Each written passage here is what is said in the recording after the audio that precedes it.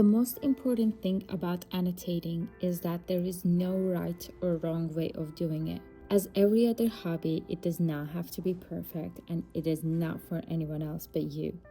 With all that being said, let's get into it. I like to start my process with coming up with potential themes and matching them to the tabs. This is not final and can change as we get more into the book. Annotating all comes down to what you want to look back at. You can choose to highlight or underline whatever feel like speaks to you. I like to tab where the writing style catches my attention, the sad scenes or the funny scenes.